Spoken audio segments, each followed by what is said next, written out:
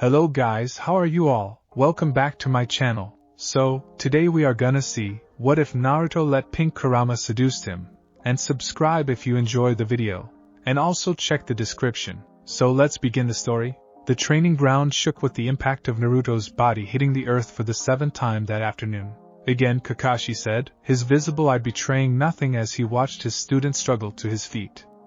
And this time, actually tried to anticipate my movements instead of charging in blindly.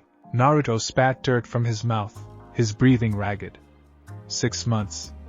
6 months since Sasuke had left the village, since he'd chosen power over friendship, since Naruto had failed to bring him back. 6 months of training until his body screamed for mercy, of pushing himself beyond every limit, and still, Kakashi could take him down like he was a fresh academy student. I am trying. Naruto shot back, forming the seal for Shadow Clone Jutsu. A dozen copies materialized around him, all wearing the same determined expression. Believe it, Kakashi sighed. That phrase had become more desperate lately, less confident. Naruto, raw power isn't going to, he didn't finish.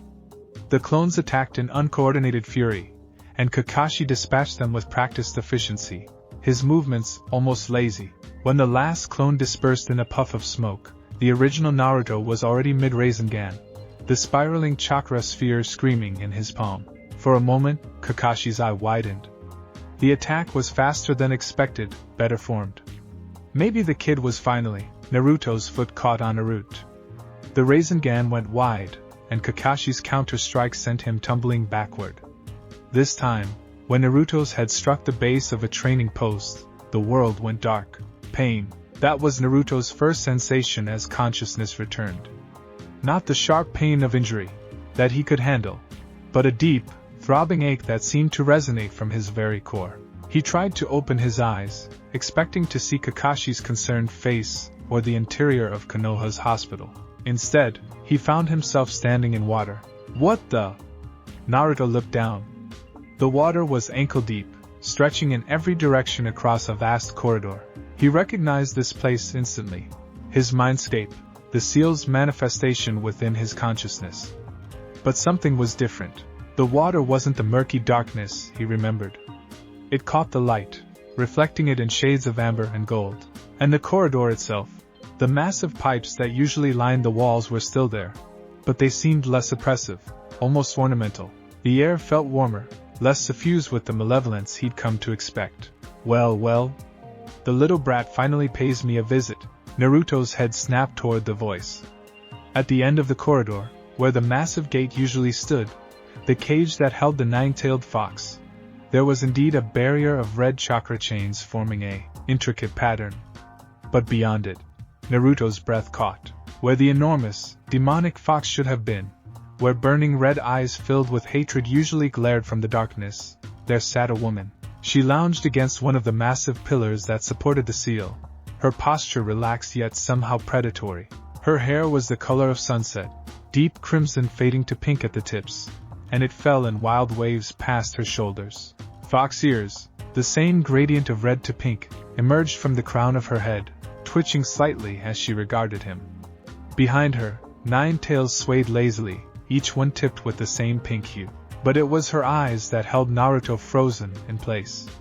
They were still crimson, still carried that vertical slit that marked her as inhuman, but they weren't filled with the murderous rage he'd seen every other time he'd been here. Instead, they watched him with something that looked almost like curiosity. Amusement?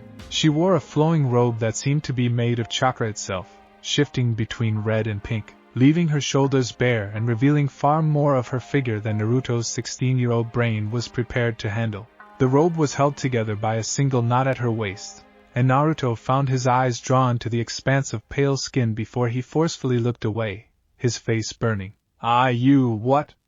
Naruto stammered, his usual confidence completely shattered. The woman laughed, a sound like bells mixed with distant thunder. "What's wrong, brat? Cat got your tongue?" She paused, her smile showing sharp canine teeth. "Or should I say, fox? You're the 9 tails," Naruto said, finally finding his voice. It wasn't a question. He could feel it, the familiar weight of the demon's chakra, the connection that had been there since birth. But this form. Why do you look like that? She stood, her movements fluid and graceful, and approached the barrier. This close, Naruto could see that she was tall, taller than him by several inches, and that her skin bore intricate red markings that swirled and curved like tribal tattoos. Why indeed? She mused, pressing one hand against the barrier. The chakra chains glowed brighter at her touch. Tell me, Naruto Uzumaki, in all the times you've come to beg for my power, have you ever truly looked at me? Truly tried to understand what I am? Naruto wanted to protest that he'd never begged, but the words died in his throat. She was right. Every time he'd ended up here, it had been in desperation, needing power to save someone, to survive, to protect. He'd faced the enormous fox, demanded or pleaded for chakra, and left as quickly as possible. I've spent centuries in various forms, she continued, her tails moving in hypnotic patterns behind her. Massive and terrible, small and cunning, and everything in between. This form. She gestured to herself, a smile playing at her lips, seemed more appropriate for a conversation. Unless you'd prefer the giant, angry fox? I can arrange that. And no, Naruto said quickly. Why now? Why talk at all? The woman, the fox, tilted her head, studying him with those unnerving eyes. Because you're breaking, little human. I can feel it. Every time you push yourself past your limits. Every time you collapse in exhaustion thinking about that Uchiha brat. Every time you lie awake wondering if you're strong enough. Your despair feeds through our connection, and frankly, it's getting tiresome. Naruto flinched as if struck. I'm not. Lying to others is one thing, she interrupted, her voice sharp.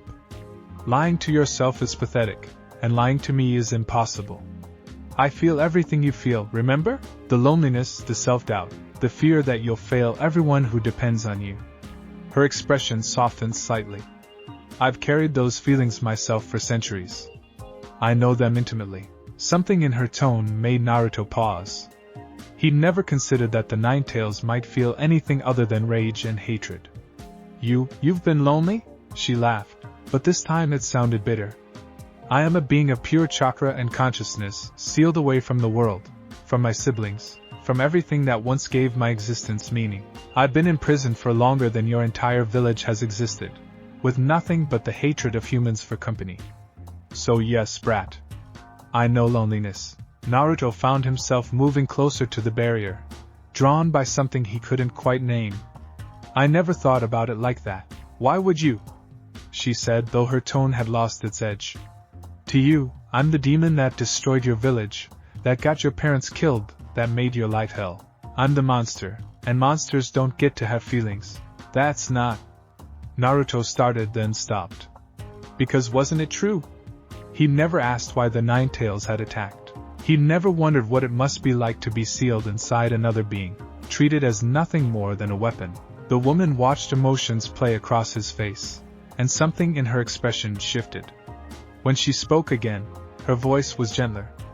My name is Kurama, or it was, before I became just the Nine Tails or the Demon Fox. But you can call me Kara, if it's easier for that simple brain of yours. Despite everything, Naruto felt a small smile tug at his lips. That's not much better than brat. Well, you are a brat, Kara said, but now she was smiling too. But you're my brat, whether I like it or not. We're bound together, Naruto. Your father made sure of that when he sealed me inside you. Your suffering is my suffering. Your death would be my death. Perhaps it's time we stopped treating each other as enemies and started treating each other as what we actually are. And what's that, partners? She said simply. You need power to bring back your friend, to protect your village, to become whatever it is you dream of becoming. I need freedom, or the closest thing to it I can have while bound by this seal. Help me, and I'll help you. Talk to me, and I'll listen. Treat me as a person instead of a monster, and perhaps I can be one. Naruto stared at her, his mind racing. Everything he'd been taught about the tailed beasts said they were forces of nature, demons without conscience or mercy. But the being before him, calling herself Kara, seemed so human. Vulnerable, even, despite her power. How do I know this isn't a trick? He asked quietly. How do I know you're not just trying to get me to lower my guard so you can break free? Kara's tail stilled, and for a moment she looked genuinely hurt. Then she nodded slowly. You don't. You can't. I could tell you that I'm being sincere, that I genuinely want a different relationship with my jailer. But words are just chakra-given sound. You'll have to decide whether to trust me based on actions over time. She pressed both hands against the barrier now, her expression intense. But consider this, Naruto Uzumaki. If I wanted to be free at any cost, I could have forced my way out a dozen times when you were at your weakest. When you were a child, alone and crying. When you first tried to use my chakra and nearly lost yourself to it. When that Uchiha put you under his genjutsu. I could have broken free and left you as nothing but a husk. Then why didn't you? Because I'm tired, she said, and suddenly she looked exhausted, ancient. I'm tired of fighting, of hating, of being hated. I'm tired of being sealed away. But I'm even more tired of the destruction that comes with freedom. When I'm free, I destroy. When I'm sealed, I suffer. Perhaps, with you, I can find a middle path. Naruto reached out without thinking, his hand moving toward the barrier. Kara's eyes widened slightly, and she matched his movement, pressing her palm against the chakra chains. Where their hands met, separated by the barrier, the red energy began to glow with a warm, pinkish light. You're serious about this, Naruto said, feeling the sincerity of her chakra flowing through the connection. It was still massive, still overwhelming, but it didn't feel hostile. It felt hopeful, as serious as a heart attack, Kara replied. Which, coincidentally, is what you'll have if you keep pushing yourself the way you have been. I felt you in that training session, Naruto. You're going to break yourself before you get any stronger. Then help me, Naruto said, making his decision. Maybe it was foolish. Maybe he'd regret it. But he never made the smart choice when it came to believing in someone. Teach me. Show me how to use your power properly. Be my partner. Kara's smile was radiant. Now that's more like it. But partnership requires trust, and trust requires knowledge. So let's start with the basics. She pulled her hand back from the barrier and gestured around the mindscape. This place, it's a reflection of your mind and my prison. Notice how it's changed. Naruto looked around, really seeing the space for the first time. She was right. It was lighter, warmer, less oppressive. How? Because you're seeing me differently now, Kara explained. Your perception shapes this place. When you saw me only as a monster to be caged, the cage was all there was. But now, talking to me like this, seeing me in this form, your mind is opening to the possibility that I might be more than what you thought. The space reflects that. She walked along the barrier, her tail swaying behind her. The seal your father created is incredibly complex. It takes my chakra and filters it, allowing you to access it without being overwhelmed. But it's also designed to keep us separate, to maintain the distinction between host and tailed beast. If we're going to be true partners, we'll need to work within those constraints, for now. For now? Naruto echoed. The seal can be modified, Kara said carefully. Not broken, but adjusted. As you grow stronger, as our trust deepens, there are ways to make our connection more intimate. Ways for me to help you more directly, to share power more efficiently. She held up a hand as Naruto opened his mouth. But we're not there yet. First, you need to learn to use what you already have access to properly. Naruto nodded, his mind already spinning with possibilities. Okay. So what do I need to do? For now? Just talk to me. Kara settled back against her pillar, her expression softening. Come visit me not just when you need power, but when you need someone to talk to. Tell me about your day, your training, your dreams. Let me be part of your life instead of just a resource you tap into during emergencies. That's it? Naruto asked, surprised. That's everything, Kara corrected. You want to know why you can't beat Kakashi? Because you're fighting alone, even when you use my chakra. You take my power and then try to control it, to force it to do what you want. That creates conflict, resistance. If we truly work together, if you let me guide you as much as you direct me, we could achieve things that would make the entire shinobi world tremble. The way she said it, with absolute certainty and a hint of dark excitement, sent a shiver down Naruto's spine. Not entirely from fear. I I should probably wake up now, Naruto said, suddenly aware that his body was still unconscious in the real world. Kakashi-sensei is probably freaking out. Kara laughed. Probably. But remember what I said. Come back and talk to me. Actually talk, not just demand power and leave. Get to know your partner. She paused, then added with a sly smile, and for the record, I chose this form specifically because I thought it would be easier for you to talk to. Harder to see me as just a monster when I look like this. Naruto felt his face heat up again. It's definitely different. Good different or bad different? Kara asked, her voice taking on a teasing lilt that made Naruto's heart race. I need to go. Naruto stammered, and before Kara could respond, he focused on his physical body, willing himself to wake up. The last thing he heard was her laughter, warm and genuine, echoing through the mindscape. Naruto's eyes snapped open to find Kakashi's face inches from his own. The Jounin's visible eye creased with worry. There you are, Kakashi said, relief evident in his voice. You've been out for almost 10 minutes. How many fingers am I holding up? 3, Naruto said automatically, then sat up too quickly. His head spun, and Kakashi steadied him with a hand on his shoulder. Easy. You hit your head pretty hard. We should get you to the hospital for. I'm fine, Naruto insisted, and surprisingly he was. The headache he expected was absent, and his chakra felt fuller somehow, more settled.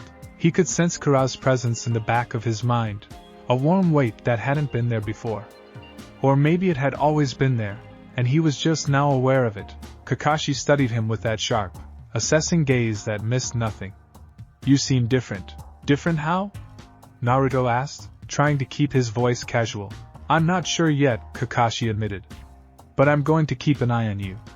That hit should have left you with at least a concussion. But you seem perfectly fine. In fact, your chakra feels more stable than it did before you went down. Naruto shrugged, going for nonchalant. Maybe I'm just that awesome, Kakashi sighed, the worry in his eye not fading. Or maybe something else is going on. Naruto, if you're experiencing anything unusual, strange thoughts, hearing voices, anything related to the Nine Tails, you need to tell me immediately. Don't tell him, Kara's voice whispered in his mind, and Naruto barely managed not to jump. Not yet.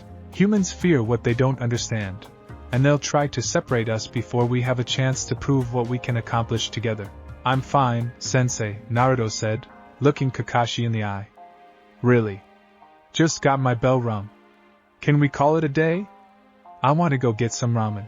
Kakashi watched him for a long moment, then nodded slowly. All right. But I want you to take it easy tonight. No training, no missions. Just rest. Sure thing. Naruto agreed, perhaps too enthusiastically. He headed toward the village, very aware of Kakashi's gaze on his back. Smooth, Kara commented, her voice laced with amusement. Very convincing. Shut up, Naruto thought back, then paused. Wait, you can hear my thoughts? We're connected, remember? I can hear surface thoughts, feel your emotions.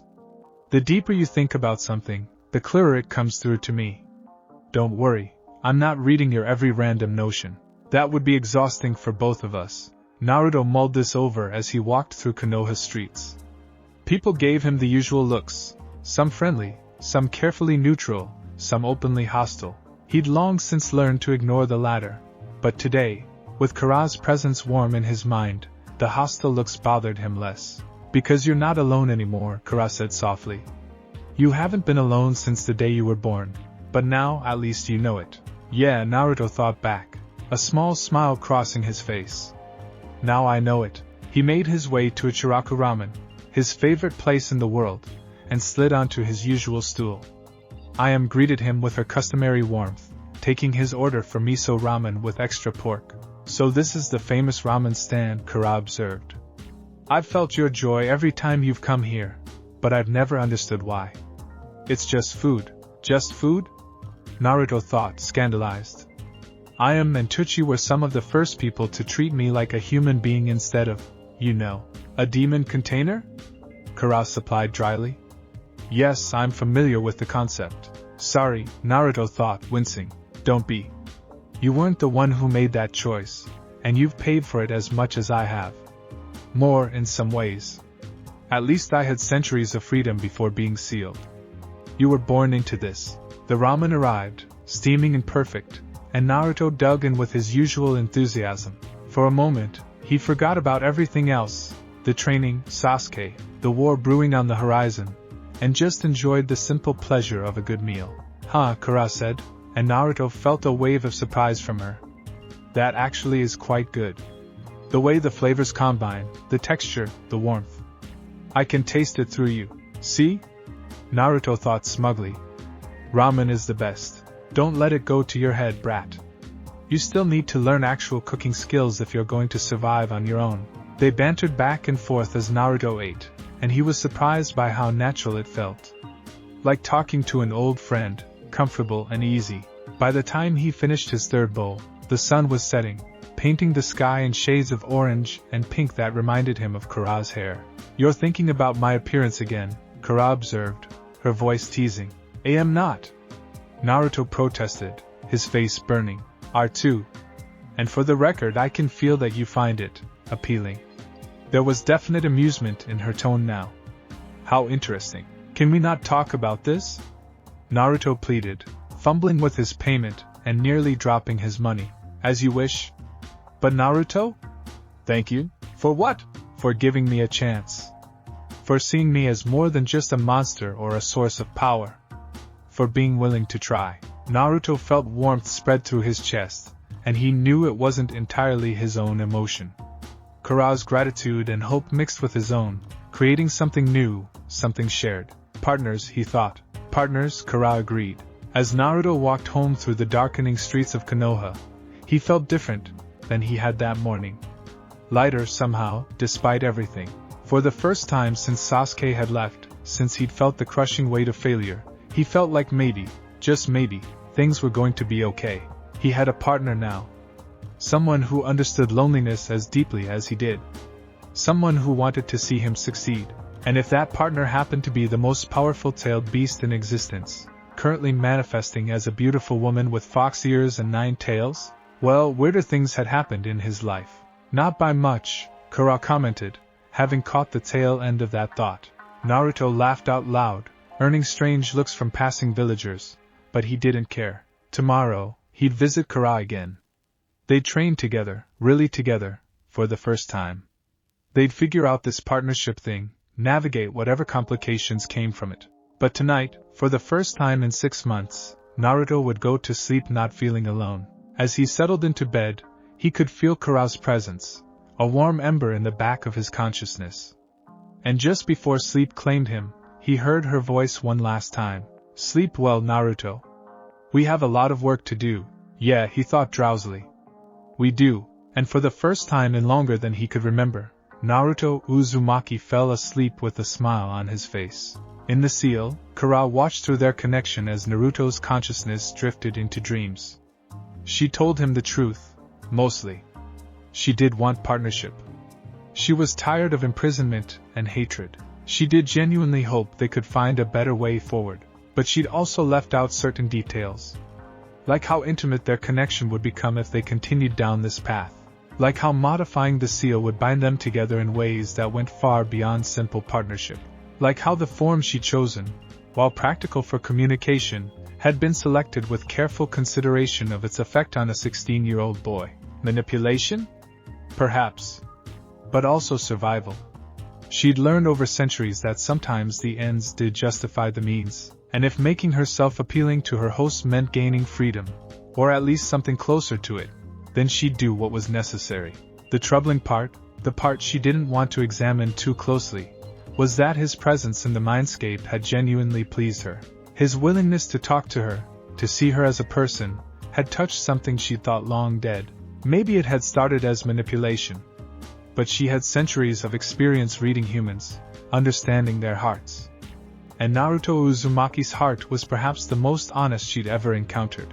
Which meant if she wasn't careful, this partnership might become something far more real than she'd intended. Interesting times ahead, she thought, settling back against her pillar. Very interesting times indeed. Outside, the moon rose over Konoha, casting silver light across the village. And deep within the seal, surrounded by chains and chakra, a fox demon wearing a woman's face smiled to herself and waited for her partner to wake. Naruto woke to sunlight streaming through his apartment window and the distinct feeling that he wasn't alone. "Good morning, sleepyhead," Kura's voice echoed in his mind, warm and faintly amused. "You drool in your sleep, by the way." "Quite extensively." Naruto shot upright, wiping his mouth. "I do not. I can literally feel everything you feel, remember? Including the wet spot on your pillow." Grumbling, Naruto stumbled out of bed and headed to the bathroom. It wasn't until he was brushing his teeth that the full implication hit him. "Wait," he thought, pausing mid-brush. "You were watching me sleep?" "Watching implies I have a choice," Kura replied. "I'm sealed inside you, Naruto. I experience everything you experience. Sleep, eating, training, bathing." She paused meaningfully. "Everything." Naruto's face turned crimson as various mortifying memories flooded through his mind. Every bathroom visit, every private moment, every... "Yes, all of that," Kura said, and he could practically hear her grinning. "Don't worry, I've been experiencing it for 16 years. You get used to it." "Well, mostly. Some things are harder to get used to than others." "This is the worst," Naruto thought, thoroughly embarrassed. "Could be worse. At least you're not boring. My previous host, your mother, was incredibly disciplined. Very little spontaneity. You, on the other hand, are chaotic and impulsive and utterly unpredictable. It's actually quite refreshing." That caught Naruto's attention. He finished brushing and stared at his reflection in the mirror. "You knew my mother?" "For a brief time, yes. Kushina Uzumaki. She had hair like mine, red as blood. A temper to match, too. You inherited her stubbornness, though not her organizational skills." Naruto felt a pang in his chest. He knew so little about his mother. What was she like? Strong. Fierce. Loving in her way. "She talked to me sometimes, near the end. After she learned she was pregnant with you." Kura's voice softened. "She was terrified of dying, but more terrified of what would happen to you. She made me promise. Well, she couldn't exactly make me promise, but she asked that if I ended up sealed inside you, I would try not to hate you for it." "And did you?" "Try, I mean?" "No," Kura admitted. "For the first few years, I hated everything. You, your father, the village, existence itself. I was so consumed with rage that I could barely think. But somewhere around the time you were 5 or 6, after you'd been beaten up by some village children for the 100th time and you were crying alone in your apartment, I felt something shift." Naruto remembered those days. The loneliness, the confusion about why everyone hated him, the desperate need for acknowledgement. "I realized that you were suffering for my sins," Kura continued. "That you were as much a prisoner as I was, maybe more so. You didn't choose this. You didn't ask to be my vessel. And yet you endured, and you kept getting back up, and you kept trying to smile." It was humbling. Naruto didn't know what to say. He'd never imagined the Nine Tails capable of such reflection, such empathy. "Don't get too sentimental," Kura said, her tone lightening. "I'm still a tailed beast. I still have urges to destroy things and eat people. I'm just choosing not to act on them. Now get dressed. You have training, and I want to see what you can really do when we work together properly." An hour later, Naruto stood in the training ground, facing a set of target dummies. He'd told Kakashi he wanted to practice alone today, and his sensei had agreed with obvious reluctance, and a reminder to take it easy. "Okay," Naruto thought, forming the seal for Shadow Clone Jutsu. "How do we do this?" "First, stop wasting so much chakra," Kura instructed. "You create clones like you're trying to fill an ocean one drop at a time. Feel my chakra, let it flow through your system. Not forcing it, not pulling it, just allowing it." Naruto closed his eyes and focused inward. He could sense Kura's presence more clearly now, a vast reservoir of power just beyond the seal. Usually, when he drew on it, he had to push through resistance, fighting against the barrier his father had created. "That's because you're approaching it wrong," Kura said. "The seal isn't meant to block my chakra, it's meant to regulate it. Think of it like a dam with gates. You've been trying to break down the gates when you should be learning to open them properly." "How?" asked Kura said simply. We're partners now, remember? You don't take my power, I give it to you. Feeling slightly foolish, Naruto directed his thoughts toward the seal. Kara, I need chakra for shadow clones. Can you help? The response was immediate. He felt the gates of the seal open smoothly, and Kara's chakra flowed into his system like warm honey. It was different from the burning, violent surge he was used to. This felt controlled, measured, and far more potent. Good, Kara encouraged. Now create your clones. Naruto formed the hand seals, and the resulting clones materialized with barely any effort. Where he usually created 10 or 20, he now had 50, and his chakra reserves felt barely touched. Holy crap, Naruto thought, staring at the army of copies. That's just the beginning, Kara said with obvious satisfaction. Now, let's talk about efficiency. You disperse most of the chakra into the environment when you create clones. Watch, really watch, where your energy goes, Naruto observed as one of his clones dispelled. He could see it now, the way chakra scattered like dandelion seeds on the wind. Wasteful, Kara said. When I create duplicates, every bit of chakra is accounted for. Try again, but this time, visualize the chakra as something precious. Don't let a single drop escape. Over the next 2 hours, Naruto practiced under Kara's guidance. She was a patient teacher, if occasionally sarcastic, and she seemed to know techniques and applications of chakra that no human had ever taught him. She showed him how to layer clone creation with transformation jutsu, how to create false chakra signatures that would confuse sensors, how to make his Rasengan more stable with less effort. You're a natural at this, Kara observed. Your chakra control is terrible by conventional standards, but your instincts are excellent. You feel the flow of energy rather than calculating it. That's actually better for what I can teach you. What do you mean? Human ninja tend to overthink. They calculate angles, measure chakra output, follow rigid forms. Tailed beasts are pure instinct and feeling. We are chakra made manifest. We don't calculate it, we are it. That's why human techniques for controlling Biju chakra often fail. They're trying to force order onto chaos. Naruto wiped sweat from his forehead, breathing hard despite the improved efficiency. So what's the alternative? Harmony, Kara said. Not control, not domination, cooperation. Feel what I feel, move how I move, let our instincts merge. It requires trust. I'm trying to trust you, Naruto thought. I know. And I'm trying to be worthy of it. There was something vulnerable in her tone. This is new for me too, you know. I've never tried to work with a host before. I've only ever fought against them or been suppressed by them. Naruto found himself walking toward the forest line, away from the training ground. Can I visit you? In the seal, I mean. I want to talk more. You don't need to ask permission to visit your own mindscape, Kara said, but he could feel her pleasure at the request. Just find somewhere private and comfortable. The transition works better when your body is safe. He found a quiet spot beneath a large oak tree and settled against the trunk. Closing his eyes, Naruto focused inward, and the world fell away. The mindscape had changed again. Where before it had been a sterile corridor with the gate at the end, now it resembled something closer to a vast chamber. The water was gone, replaced by smooth stone floors that gleamed in warm light from an unseen source.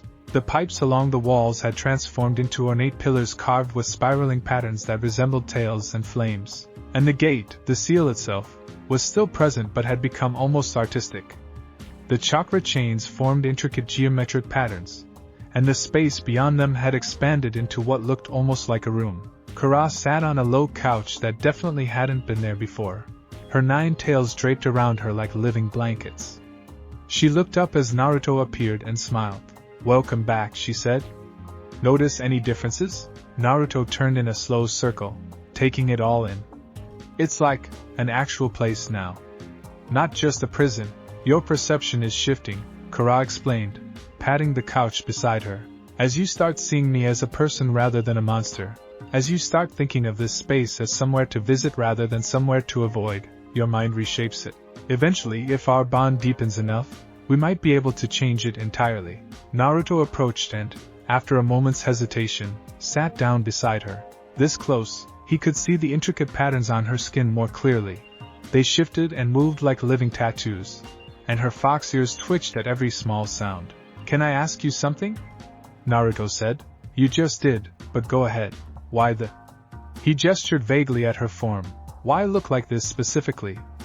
"You said it's for easier communication, but you could have chosen anything." Kura's smile turned sly. "Perceptive. Yes, I could have manifested as an old man, or a child, or remained as the giant fox. But I chose this form for several reasons." She held up one clawed finger. "First, it's more relatable. You can read facial expressions, body language. It makes genuine communication possible." A second finger. "Second, it's less intimidating than a building-sized demon fox. Hard to have a conversation when you're trembling in fear." A third finger, and her smile widened. "And third, because I wanted you to be comfortable talking to me. To want to spend time here. And humans, especially teenage humans, are more inclined to spend time with someone they find attractive." Naruto's face burned. "That's manipulative." "Yes," Kara agreed without shame. "It is. I'm a tailed beast, Naruto, not a saint. I've spent centuries learning how to survive, and that includes understanding how to influence humans. I won't apologize for using every advantage I have." Her expression softened slightly. "But I chose this form for another reason too. This is how I see myself, when I imagine having a human shape. Strong but not threatening. Feminine because the Chinese character for Kurama can be read as feminine. Beautiful because I am beautiful, regardless of form." She met his eyes. "I chose to show you who I really am, beneath the monster everyone sees." "Does that make it less manipulative?" Naruto considered this. "I guess, at least you're honest about it." "I'll always be honest with you," Kara promised. "I might not volunteer every detail, but I won't lie. Our partnership requires trust, and trust requires truth." They sat in comfortable silence for a moment, and Naruto found himself relaxing. The couch was surprisingly comfortable, and Kara's presence was warm. Not just temperature, though her chakra did radiate heat, but emotionally warm. Comforting. "Tell me about your training with Kakashi," Kara said. "Why is it frustrating you so much?" And Naruto found himself talking about how Kakashi held back too much, making it impossible to gauge his own progress. About how every day felt the same, training, failing, training again. About how he could feel himself getting stronger but not fast enough, not strong enough to bring Sasuke back. "You're measuring yourself against an impossible standard," Kara observed. "Kakashi is a jounin with decades of experience. Sasuke had years of training with Orochimaru, one of the legendary Sannin. You're 16 and largely self-taught. Of course you're not at their level yet. But I need to be," Naruto insisted. "I promised Sakura I'd bring him back." "I promised myself." "Why?" Kara asked. "And don't give me the surface answer about promises. Why does it matter so much to you specifically?" Naruto struggled to articulate it. Because he's my friend. My first real friend. He acknowledged me when no one else did. And because," he paused, the truth hard to speak, "because if I can't save one person who matters to me, how can I ever hope to become Hokage? How can I protect everyone if I can't protect him?" Kara was quiet for a long moment. Then she reached out and placed her hand over his. Her skin was warm, her claws delicate against his knuckles. "You're taking responsibility for choices that weren't yours to make," she said gently. "Sasuke chose to leave. That wasn't your failure, it was his decision. And protecting everyone is an impossible goal. Even the strongest Hokage couldn't do that. Then what's the point?" Naruto asked, his voice small. "The point is trying," Kara said. "The point is caring enough to try, even knowing you might fail. That's what makes you different from most humans I've encountered, Naruto. You care so fiercely, so completely. You'd burn yourself to ashes if it meant keeping others warm." She squeezed his hand. "But you're no good to anyone as Ash. So let me help you. Let me be the one who keeps you from burning out. You protect the village, and I'll protect you. Deal?" Naruto looked at their joined hands, at the way her chakra seemed to pulse in time with his own heartbeat. Deal. Over the next week, Naruto fell into a new routine. He'd trained with Kakashi during the day, incorporating Kara's subtle guidance to improve his performance. His sensei noticed the changes: better chakra control, more creative tactics, improved stamina, but couldn't identify the source. At night, Naruto would visit the mindscape. Sometimes they train, with Kara teaching him techniques that predated the shinobi villages. Sometimes they just talk, sharing stories and gradually learning about each other. Naruto discovered that Kara had a wicked sense of humor, a love of storms, and a surprising fondness for sweet things, which explained why he'd always craved candy. Kara learned about Naruto's dreams of being Hokage, his complicated feelings about the village, and his deep-seated fear that everyone he cared about would eventually leave him. "That's why you're so desperate to bring back the Uchiha," Kara observed one evening. They were sitting on the couch in the mindscape, Naruto leaning against one of her tails like a fuzzy pillow. "You think if he left, everyone else will too." "Maybe," Naruto admitted. "I mean, my parents left. Iruka-sensei keeps his distance. Even Kakashi-sensei only spends time with me because it's his job." "And what about me?" Kara asked. "I can't leave you. Literally cannot, even if I wanted to." "Does that count?" Naruto smiled slightly. "Yeah, I guess it does. Though it'd be nice if you stayed by choice rather than because you're sealed." "Who says it's not both?" Kara murmured, so quietly Naruto almost didn't hear it. The comfortable dynamic they developed began drawing attention from others. Sakura cornered Naruto after team training one afternoon, her green eyes concerned. "Naruto, are you okay?" she asked. "You've been acting different lately." "Different how?" Naruto asked, though Kara was already whispering warnings in his mind. "I don't know, happier? But also distracted. And your chakra feels weird." Sakura frowned. "Has something happened with the Nine Tails?" "Careful," Kara warned. "If she suspects our cooperation, she might report it." "Nothing bad," Naruto said, which was technically true. "I've just been working on my chakra control. You know, trying to use the fox's power more efficiently." Sakura didn't look convinced, but she nodded. "Just be careful, okay? That thing inside you is dangerous." After she left, Kara's voice was bitter. "That thing. So much for seeing past the demon." "She doesn't know you like I do," Naruto thought back. "Give her time." "I've been given centuries of time, Naruto. Humans don't change their minds about tailed beasts. We're weapons or monsters or both, but never people." "You're a person to me," Naruto thought firmly. He felt a wave of emotion from Kara, surprise, gratitude, and something warmer he couldn't quite identify. "Thank you," she whispered. That night, Naruto visited the mindscape to find Kara waiting with an excited energy he hadn't felt from her before.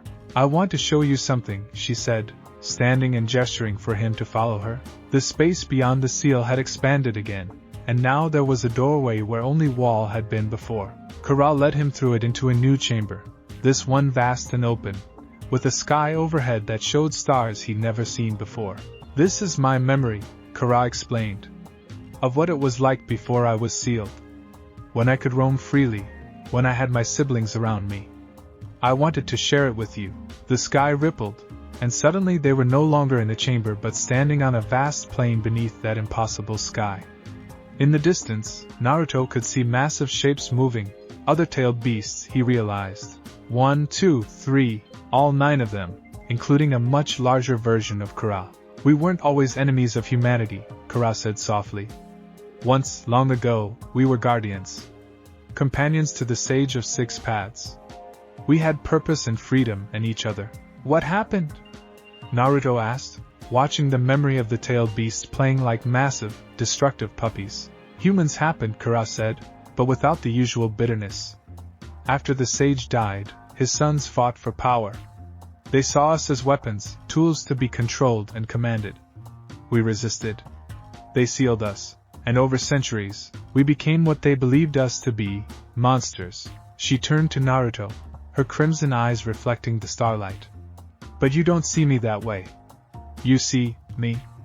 And that's more precious than you know." Naruto felt the weight of her words, the vulnerability beneath them. On impulse, he reached out and took her hand. "Then let's make new memories. Better ones. Not of being sealed or fighting, but of being partners. Friends." Kara's smile was radiant. "I'd like that."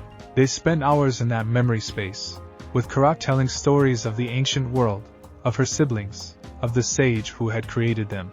Naruto listened, fascinated, learning history that no one else alive knew. When he finally returned to the physical world, dawn was breaking over Konoha. Naruto should have been exhausted, but instead he felt energized. Kara's chakra hummed through his system, warm and steady. "Thank you," he thought to her, "for sharing that with me."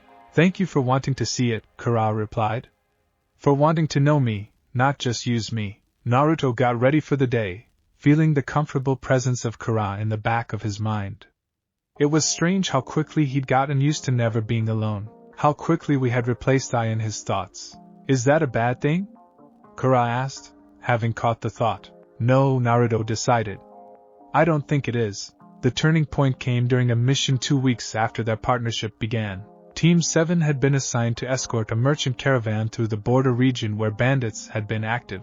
It should have been a simple C-rank mission, but intelligence was wrong. The bandits were actually missing Nin from Hidden Rain, and they were much stronger than anticipated. The ambush came fast. One moment the caravan was traveling peacefully through a forest pass. The next, explosive tags were detonating around them and kunai were flying from the trees. Kakashi immediately moved to protect the merchants, while Sakura engaged 2 of the attackers. That left Naruto facing 3 missing Nin alone, all of them Jounin level, based on their chakra signatures. "Kara," Naruto thought urgently, dodging a barrage of water jutsu. "I need help." "I'm here," she responded immediately. "Draw on my chakra. Don't hold back." Naruto felt the seal's gates open wide, and Kara's power flooded into him. His eyes lightly flashed red, and he could feel a fox-like shroud of chakra beginning to form around his body. The telltale sign of the Nine Tails influence that usually meant he was losing control, but this time was different. Instead of the burning rage that normally accompanied Kara's chakra, Naruto felt focused, controlled. Kara's presence in his mind was like a steady hand guiding him. "Left," she instructed, and Naruto dodged before he consciously registered the attack. Shadow clones, 5 of them, attack pattern Delta. Naruto didn't know what pattern Delta was, but his body moved on instinct, creating clones that attacked in a coordinated assault that drove the missing Nin back.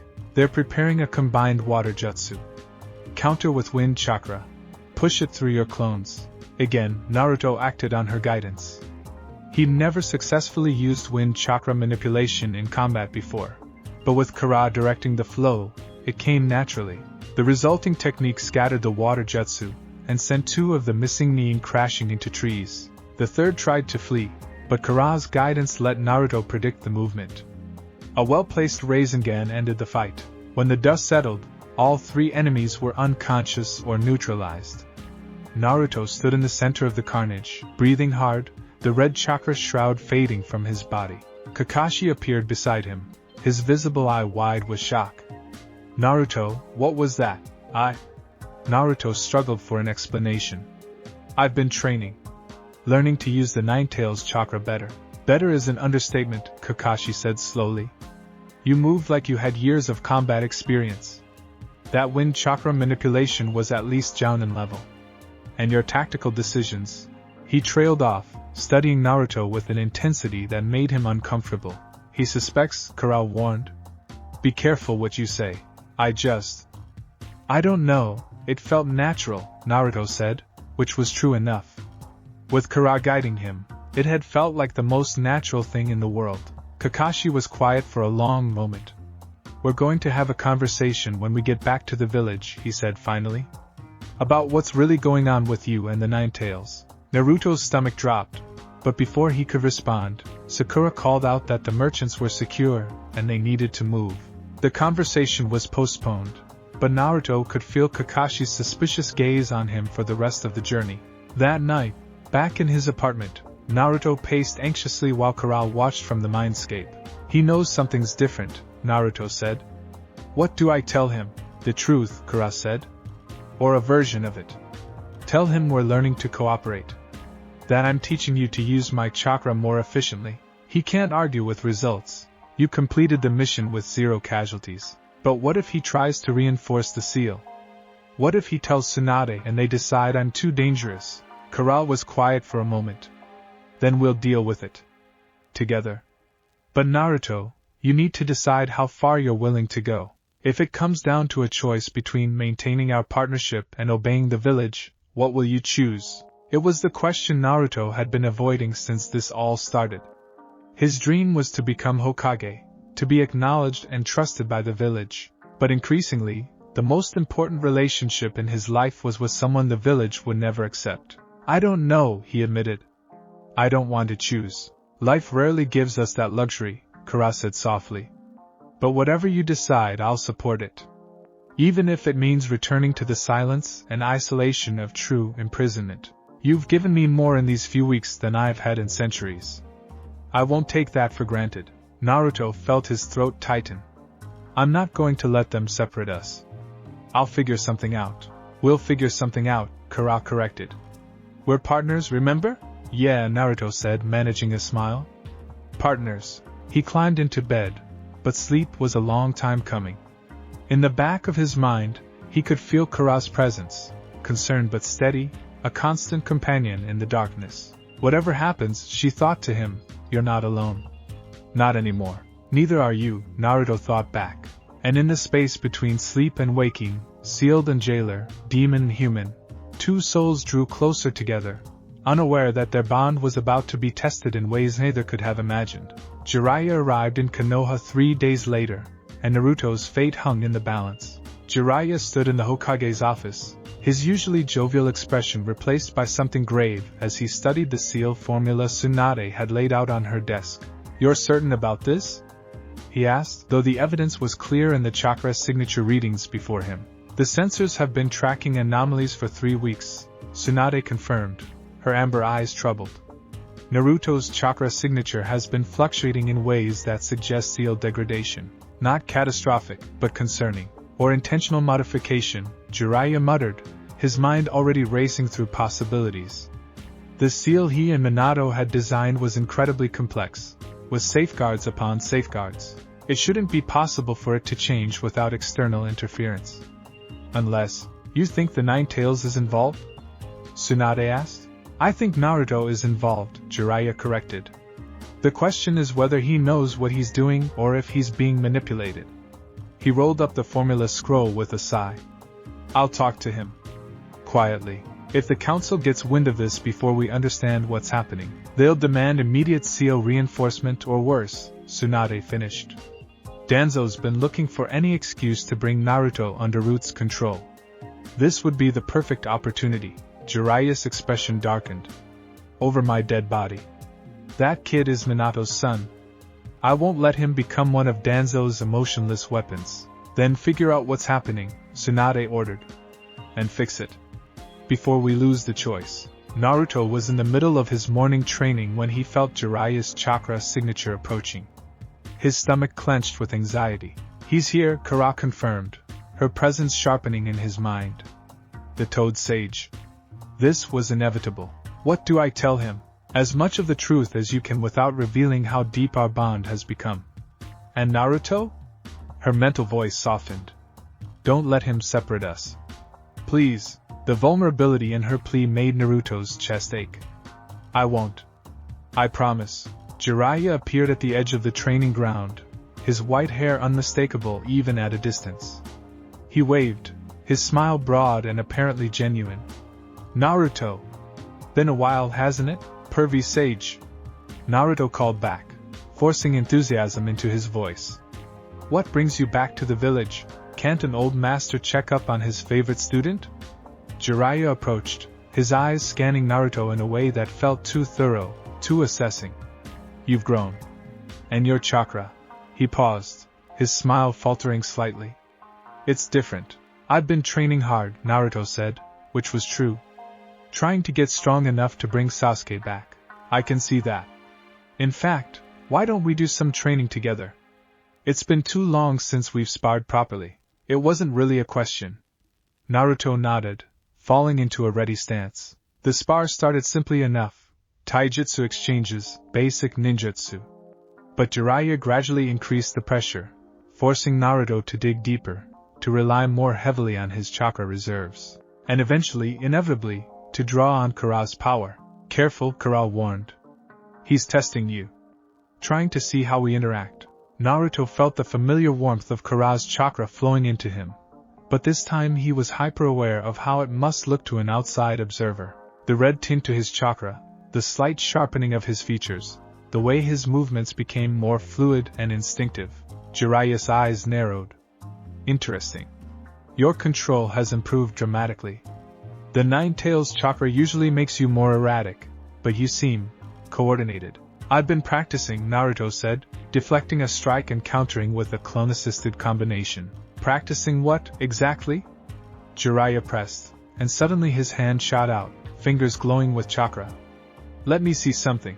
Before Naruto could dodge, Jiraiya pressed his palm against Naruto's stomach, right over the seal. Chakra surged through the contact point, not an attack, but a diagnostic technique. And in the mindscape, Kura recoiled as if struck. He's examining the seal, she hissed. He'll see the changes. Naruto, you need to, but it was too late.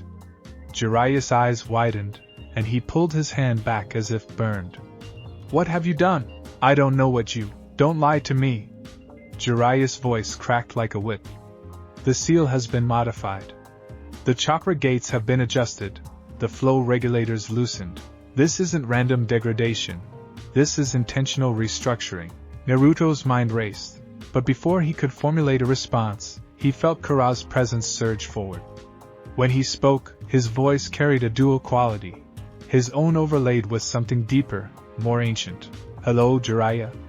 It's been a long time. Jiraiya went very still. Nine Tails, Kurama, the voice corrected through Naruto's mouth. Or Kura, as Naruto calls me. We should talk. They ended up back in the Hokage's office, with Tsunade present, and the room sealed against eavesdropping.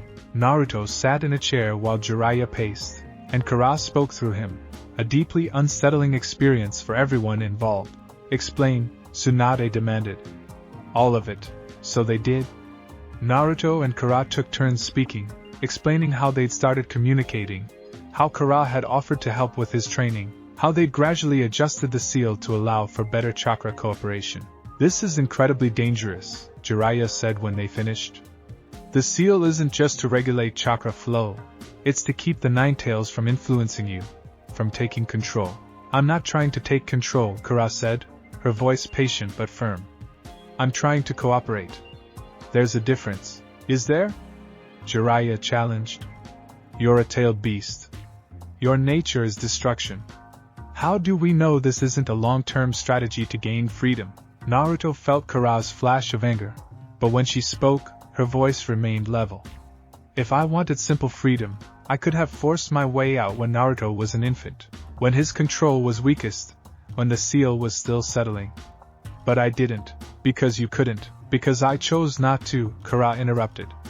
I have spent centuries being feared and hated, Jiraiya of the Sannin.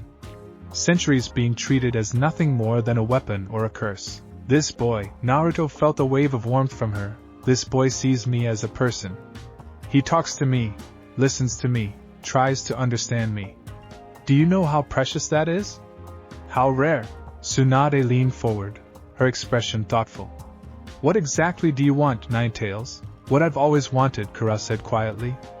To be free. Not free of the seal necessarily, but free from isolation. Free from being nothing but a source of fear.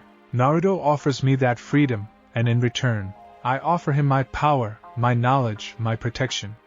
We help each other, and when Naruto dies, Jiraiya asked bluntly, what happens to you then? There was a long pause. I don't know, Kura admitted. Perhaps I'll be sealed into another host. Perhaps I'll be free for a time before being hunted and sealed again. But at least I'll have had this, a period of genuine connection, of being more than just the Nine Tails. Tsunade and Jiraiya exchanged glances. Some unspoken communication passed between the two Sannin. I want to examine the seal myself, Tsunade said finally. Thoroughly. And I want regular check-ins to monitor any changes. If I see any indication that you're losing control, Naruto, or that the Nine Tails is manipulating you, I will reinforce that seal immediately. Understood? Naruto felt Kura withdraw, returning control fully to him. He nodded, relief flooding through him. Understood. However, Tsunade continued, her voice stern, I'm not unsympathetic to what you're trying to do. The traditional relationship between Jinchuriki and Tailed Beast has never been ideal. If you two can find a better way. She shrugged. I'm willing to see where this goes. Cautiously. That's more than I expected, Kurama murmured in Naruto's mind. Jiraiya, however, looked less convinced. I still don't like this. Minato and Kushina sealed the Nine Tails in you for a reason. They designed that seal to protect you, and it still does, Naruto argued. We're not breaking the seal. We're just working within it differently. Kurama's helped me get stronger, helped me control her chakra better. You saw it in our spar. I saw you relying on her power, Jiraiya corrected. What happens when that power isn't enough? What happens when you face an enemy that requires you to dig even deeper, to change the seal even more? The question hung in the air, unanswered because none of them knew. The answer would come sooner than anyone expected. The mission came 2 days later, A rank, bordering on S rank. A group of rogue ninja had taken hostages in a village on the border of Fire Country, civilians, including children. They were demanding a ransom and safe passage out of the country, and they had the skill to make good on their threats if denied. Team 7 was assigned as part of a larger force, with Jiraiya accompanying to observe Naruto. The stakes were high, the timeline tight. They arrived at the village after a forced march, finding it surrounded by the rogues' defensive perimeter. The leader was a former Kirijounin named Raiga, who wielded lightning-based techniques and had a reputation for cruelty. 20 hostages in the village square, Kakashi reported after scouting. 10 rogues that we've identified, probably more we haven't. They've rigged the entire square with explosive tags. Hostage rescue is delicate work, Jiraiya said.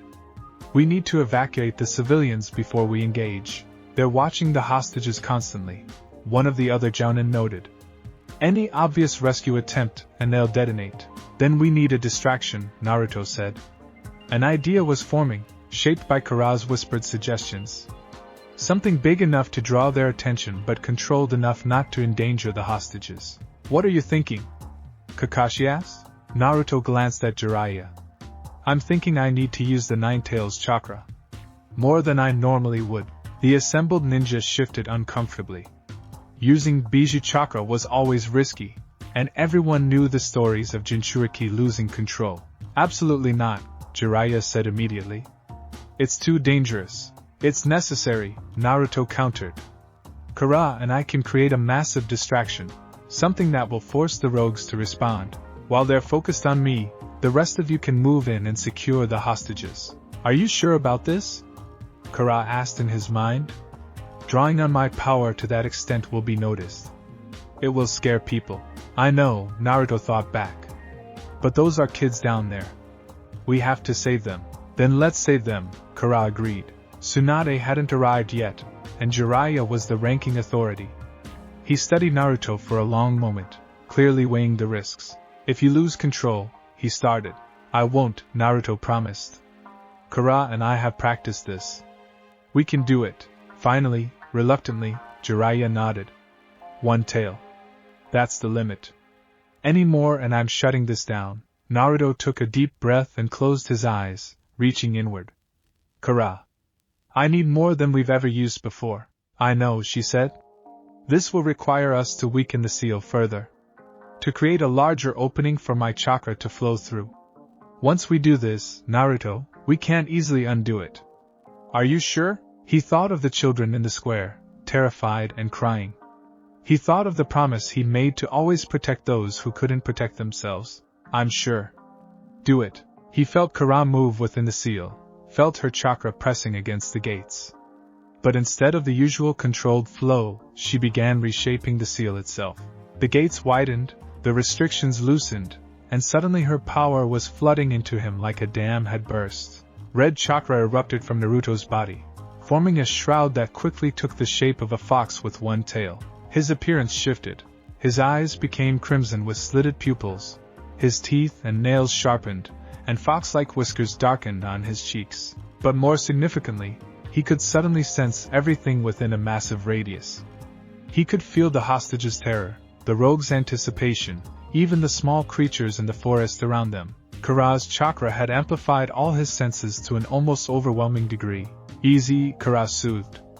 I'm here with you. We're together in this. And he could feel her, truly feel her, in a way he never had before. It was as if she was standing beside him, her presence tangible and real. Naruto? Kakashi's voice seemed distant. Are you in control? Yes, Naruto said, but his voice had changed, carrying that dual quality again. I'm ready. The plan was simple. Naruto would launch a massive attack on the rogues' outer perimeter, drawing their attention and forces. The moment they responded, Team 7 would move in from the opposite side to evacuate the hostages. Naruto charged toward the village, moving faster than he ever had before. The one-tailed cloak granted him speed, strength, and durability that bordered on inhuman. When he reached the perimeter, he gathered Kara's chakra and released it in a devastating wave. The tailed beast bomb, albeit a much smaller version than Kara could produce in her true form, detonated against the rogue's defensive barrier. The explosion was visible for miles, and the shockwave knocked several of the enemy ninja off their feet. What the hell is that? He heard one of them shout. The Nine Tails Jinchuriki. Focus fire on him. Perfect. Naruto created dozens of shadow clones, each one enhanced by Kara's chakra, and launched an all-out assault. The rogues had no choice but to respond, pulling their forces away from the hostages to deal with the threat. Now, Kara said, and Naruto felt her guiding his movements. Left dodge. 3 kunai incoming. Clone behind that tree. Rasengan ready. They moved as one entity, Naruto's body responding to Kara's awareness and tactical knowledge. It was intoxicating, this perfect synchronization. He felt powerful, unstoppable, but he also felt Kara's presence more deeply than ever before. Could sense her consciousness intertwining with his own, her emotions bleeding into his, her fierce joy at finally being able to act in the world, her protective fury at those who would harm children, her genuine care for his safety. Meanwhile, Team 7 moved in. Kakashi and the others reached the hostages while the rogues were distracted, beginning the evacuation. Everything was going according to plan. Then Raiga appeared. The rogue Jounin materialized from the shadows, his lightning-clad swords crackling with deadly energy. So, the Leaf Village sends a demon to do their dirty work. How appropriate. He moved with shocking speed, faster than Naruto could track. One sword sliced through 3 of his clones while the other drove toward his chest. Block! Kara commanded, and Naruto's chakra shroud solidified, catching the blade. Lightning arced across the red chakra. Painful but not lethal. Impressive, Raiga said. But let's see how you handle this. He unleashed a massive lightning jutsu, far more powerful than any Naruto had seen before. It overwhelmed his defenses, breaking through the one-tailed shroud and slamming into his body.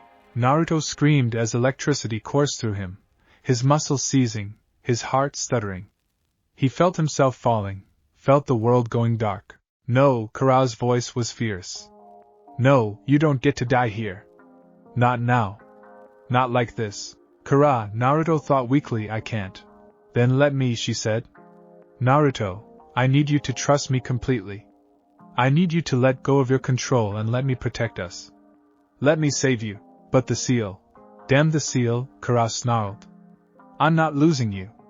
Do you trust me? It was the question everything had been building toward. Did he trust her?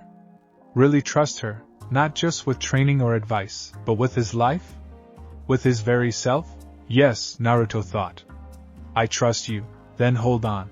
The seal shattered, not completely, but enough.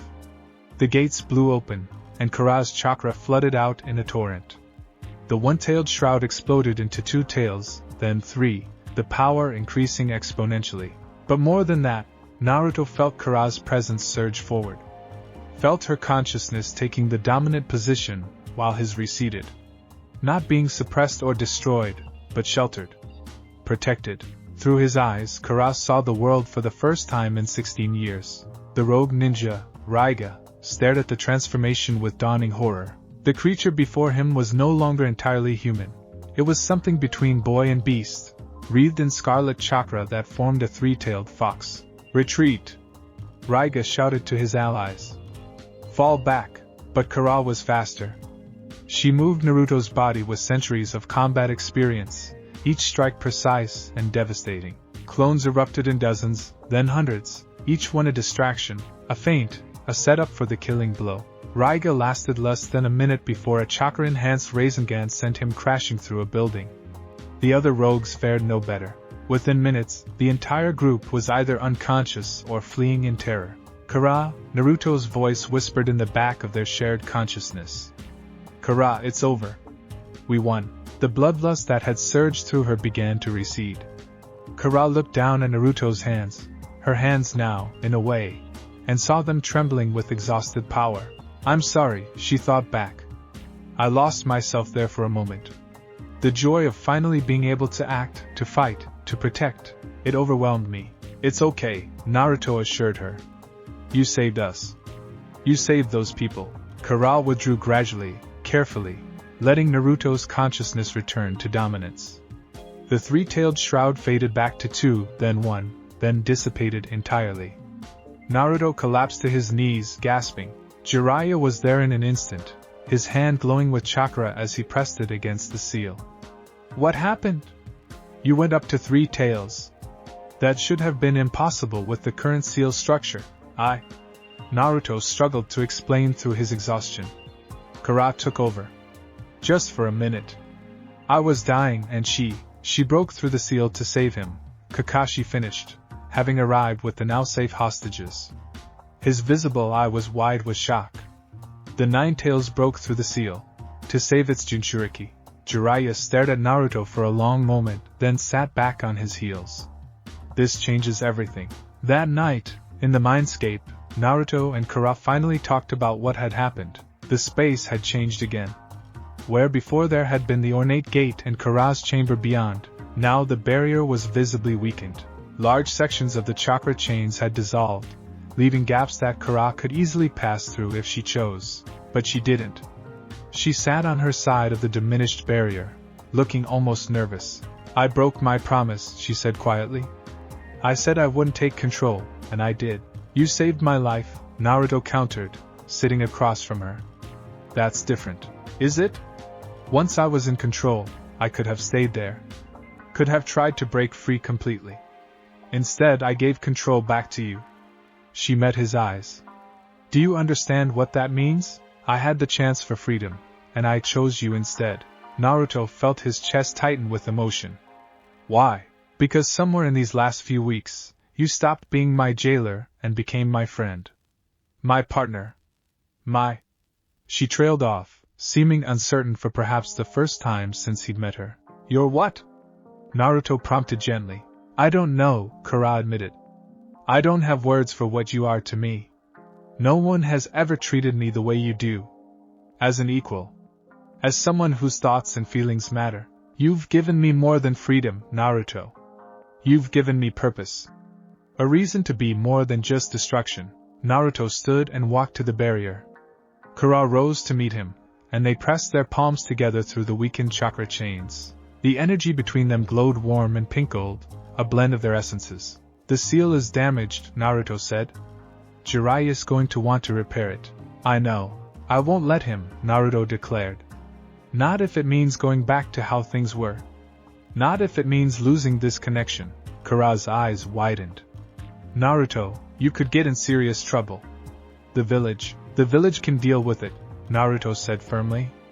You saved my life today. You saved those hostages. You've helped me become stronger, helped me grow.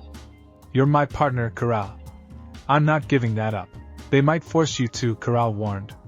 Tsunade, Jiraiya, the council, they could reinforce the seal whether you want it or not.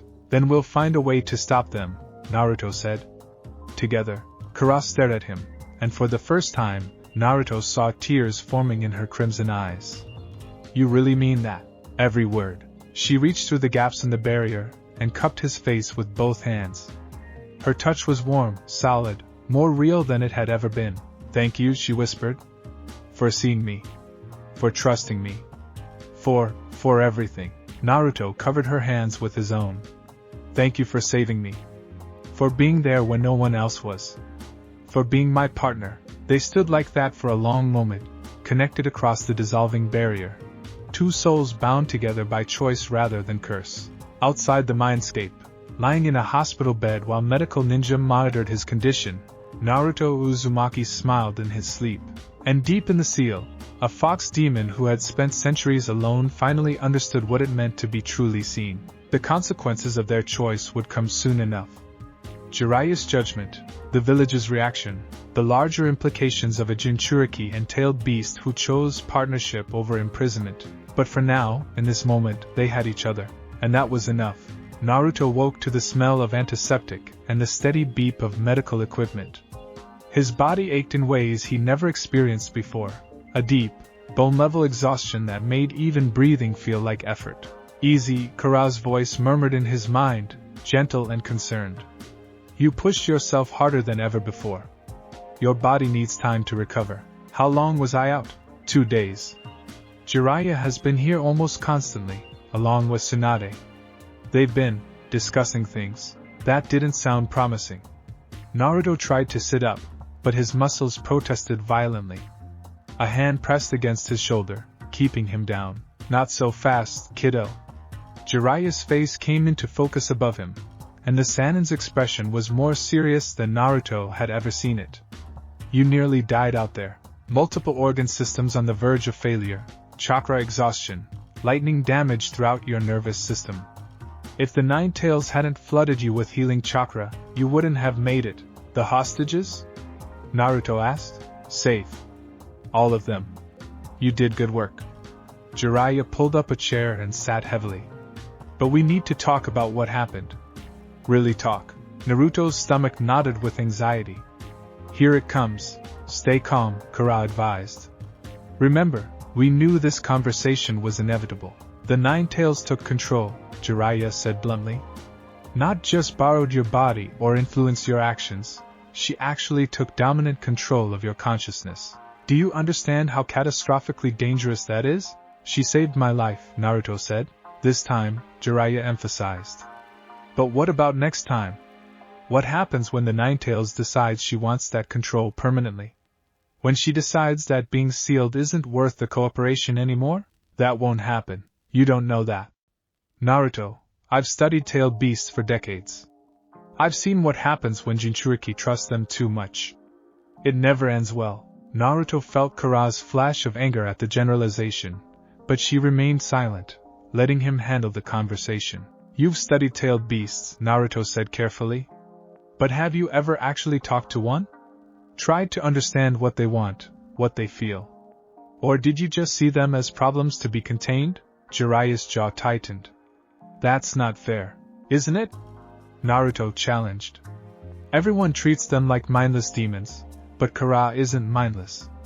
She thinks, she feels, she has memories and dreams and fears just like we do. When's the last time anyone asked a tailed beast what they wanted instead of just sealing them away? What she wants is freedom, Jiraiya said. And if she gets it, she'll destroy everything in her path. That's their nature. That's what we made them. Kara's voice emerged from Naruto's mouth, causing Jiraiya to flinch. Centuries of being hunted, sealed, used as weapons. Did you think that wouldn't affect us? That we wouldn't become the monsters you believed us to be? Kurama, Jiraiya said, using her full name with obvious discomfort. I remember you, Kara continued. You were there when the Nato sealed me into Naruto. You helped design this prison. You looked at me with fear and hatred, just like everyone else. Her voice softened. But Naruto looked at me with curiosity. With compassion. He gave me a chance to be more than what you made me. And if I reinforce the seal? Jiraiya asked. Return it to its original configuration, cut off this connection you've formed? The silence that followed was heavy. Finally, Naruto spoke, his voice his own again. Then you'll destroy the best thing that's ever happened to me, and you'll prove that the village values control over trust, fear over understanding. I'm trying to protect you. I don't need protection from Kara, Naruto interrupted. I need protection from people who can't see past their fear, who can't imagine that maybe, just maybe, there's a better way than the one we've always used. Jiraiya stood abruptly, pacing to the window. For a long time, he stared out at Konoha, the village he'd spent his life defending. When he spoke again, his voice was tired. Your father would have my head if he knew I was even considering this. My father sealed the nine tails into his newborn son, Naruto said quietly. He made me a weapon before I could even walk. Maybe he'd understand that I want something different. Something better. Jiraiya turned back, studying Naruto with those old, knowing eyes. You really believe in this, don't you? This partnership? With everything I am. And you, Nine Tails? What do you believe in? Kara's presence surged forward again, but gentler this time. I believe in the boy who sees me as more than a curse. Who trusts me despite every reason not to. Who gave me hope when I'd forgotten what that felt like. A pause. I believe in Naruto Uzumaki. And I will protect him with everything I am, even if that means staying sealed forever. Jiraiya was quiet for a long moment. Then he sighed, the sound carrying decades of weariness. I can't repair the seal without your cooperation, Naruto. If you resist, if the Nine Tails fights me, the process could kill you. Then I guess the seal stays as it is, Naruto said. For now, Jiraiya conceded. But Tsunade and I will be monitoring you constantly. Any sign that you're losing yourself, that the Nine Tails is gaining too much influence, and we will intervene, forcibly if necessary. Fair enough. And Naruto? Jiraiya's expression was grave. This stays quiet. If the council learns the full extent of what's happened with your seal, they'll demand action. Danzo especially. He'd love an excuse to bring you under Root's control, claim you're too dangerous to remain autonomous. Danzo, Kara hissed in Naruto's mind. That man tried to have me extracted when you were a child. Nearly succeeded too. I'll be careful, Naruto promised. Jiraiya nodded, then moved toward the door. He paused at the threshold. Your mother was my student too, you know. Kushina. She talked to the Nine Tails sometimes, near the end. Asked it to protect you if it ended up sealed in you. He glanced back. Maybe she'd understand what you're trying to do better than I do. After he left, Naruto let out a breath he didn't know he'd been holding. That went better than expected, Kara observed. He's not happy about it. No, but he's not stopping us either. That's more than we could have hoped for. Naruto closed his eyes, feeling the connection between them, deeper now, more permanent. The seal had been irreversibly changed. There was no going back to the simple prisoner and jailer relationship they'd started with. Do you regret it? Kara asked quietly. The choice you made? Defending me to Jiraiya could cost you everything. Never, Naruto thought back without hesitation. You're my partner. My friend. I don't abandon my friends. He felt her warmth, her gratitude, her affection washing through their bond. Then rest, Naruto. We both need to recover. And when you're strong enough, we have training to do. Training? If we're going to face what's coming, Akatsuki, the village's fear, your promise to retrieve Sasuke, we need to be stronger than ever. And I have centuries of knowledge to share with you, techniques that no living human knows. Sounds like a plan, Naruto thought, already feeling sleep pulling at him. Partners? Partners, Kara confirmed. Naruto was released from the hospital 3 days later, with strict orders to take it easy. He ignored them, of course, and headed straight for the training grounds. But instead of finding solitude, he found Sakura waiting for him. Naruto, she said, her expression conflicted. We need to talk. Careful, Kara warned. She's been talking to Tsunade. She knows something. Sure, Sakura-chan. What's up? Sakura fidgeted with her gloves, uncharacteristically nervous. Lady Tsunade told me about what happened on the mission. About the Nine Tails taking control. Naruto's guard went up immediately. She shouldn't have. I'm your teammate, Sakura interrupted. I have a right to know if you're in danger. If that thing inside you is trying to take over. Kara isn't trying to take over, Naruto said, the name slipping out before he could stop it. Kara? Sakura's eyes widened.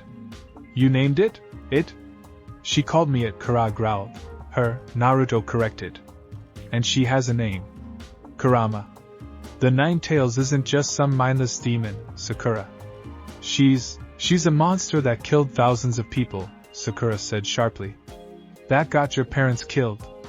Naruto, I know you want to believe there's good in everyone, but this is different. The tailed beasts are forces of destruction. They can't be trusted. Naruto felt something crack inside him. How many times had he heard these same arguments? How many people had dismissed Kara without ever trying to understand her? Get out, he said quietly. What? Get out of the training ground. Now, Naruto, I'm trying to help. By calling my friend a monster? By assuming the worst without knowing anything about her. Naruto's voice rose. You don't know Kara. You don't know what she's been through, what she's given up, how she saved my life. You just assume she's evil because that's what you've been told. Sakura's expression hardened. And you're so sure she's not manipulating you? That this isn't all part of some plan to escape? Yes, Naruto said simply. I'm sure. Because I know her. Really know her, not just the stories and legends. And if you can't accept that, if you can't trust my judgment, then maybe you're not the teammate I thought you were. The words hung between them like a blade. Sakura's eyes glistened with hurt, but she lifted her chin defiantly. Fine, she said. But when this blows up in your face, when that demon shows her true colors, don't expect me to save you. She turned and left, her footsteps echoing across the training ground. I'm sorry, Kara said softly. I've cost you a friend. She was never really my friend, Naruto thought back bitterly. Not if she can't accept all of me. Including you, still. I know how much you value your relationships. How few of them you have. Naruto sank down against a tree, suddenly exhausted. It's worth it. You're worth it, am I? Kara sounded uncertain, almost vulnerable. I'm a demon, Naruto. Everyone knows it. Maybe they're right to be afraid. They're afraid because they don't understand, Naruto said firmly. But that's their problem, not ours. We'll prove them wrong. Together, he felt Kara's presence wrap around his consciousness like a warm embrace. Together, she agreed. That evening, Naruto found himself in the mindscape, needing the comfort of Kara's physical presence. The space had stabilized after the dramatic changes from the mission. The barrier remained weakened, with large gaps in the chakra chains, but it had stopped deteriorating. Kara could now easily pass through if she wished, though she never ventured beyond it without invitation. You're troubled, she said as he appeared, patting the space beside her on the couch. Naruto slumped down next to her, letting his head rest against one of her tails. The soft fur was comforting, and he felt some of the tension drain from his shoulders. Just thinking about what Sakura said. About you manipulating me, am I? Kara asked. Manipulating you, I mean? Naruto looked up at her, surprised. What? It's a fair question. Kara's expression was serious. I've been sealed for so long, Naruto. Desperate for any kind of freedom. How do you know my feelings for you are genuine? How do you know this isn't an elaborate manipulation to gain control? Because you gave control back, Naruto said.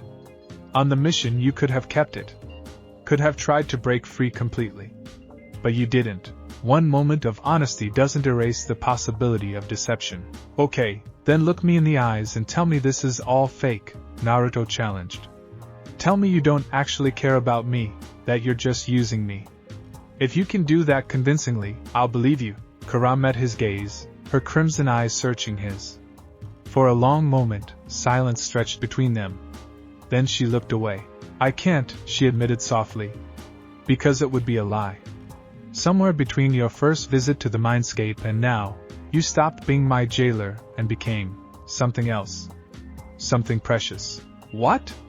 Naruto asked, echoing their earlier conversation. Kara turned back to him, and the vulnerability in her expression took his breath away. I don't know what to call it. Friendship doesn't seem adequate. Partnership is too clinical. You're the person who saw past the monster. Who gave me a chance to be more than what everyone else believed I was. She reached out and cupped his face gently. You're mine, Naruto Uzumaki. And I'm yours. However that manifests, whatever that means, we're bound together by something stronger than the seal ever was. Naruto's heart was racing. He'd never been this close to her before, never had her looking at him with such intensity. Kara, I know this is complicated, she continued. I know I'm not human, that I exist only in your mind, that this is impossible in every conceivable way. But I can't deny what I feel. And I won't apologize for it. I'm not asking you to, Naruto said. His hand came up to cover hers where it rested against his cheek. I feel it too. This connection.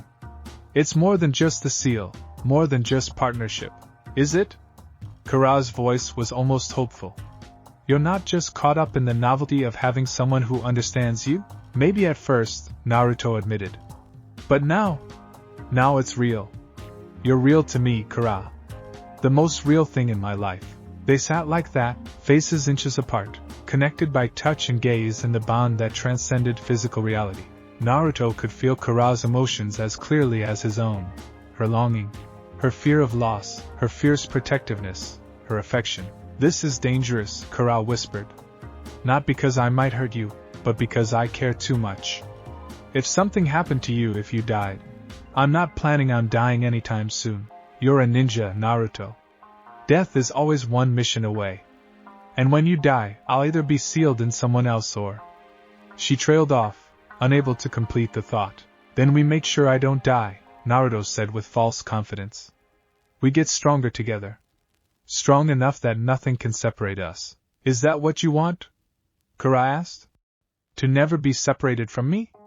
Even though it means always being the Nine-Tails Jinchuriki, always carrying that burden? You're not a burden, Naruto said firmly. You're the best thing that's ever happened to me. And yes, that's what I want. I want you with me, always. As my partner, my friend, He struggled for the right word. You're what?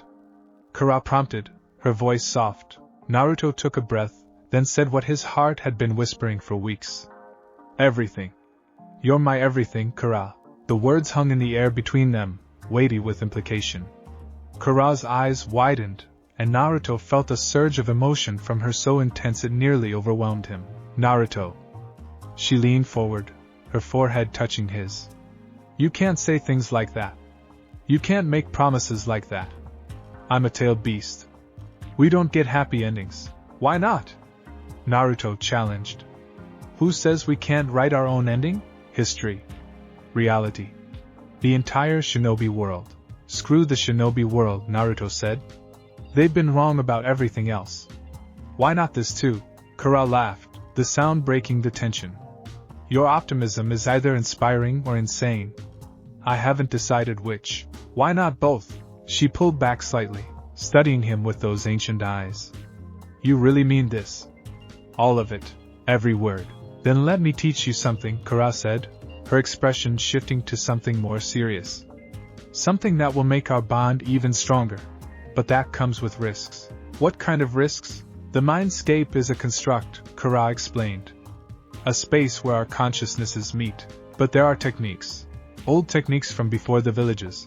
That would allow me to manifest physically for short periods. Not permanently, not without destroying you. But briefly, I could exist outside this mental space. Naruto's mind raced with possibilities. You mean you could actually be in the real world? People could see you. Yes and no. I'd be tethered to you, connected by visible chakra chains. And it would drain us both tremendously. But for brief periods I could walk beside you rather than inside you.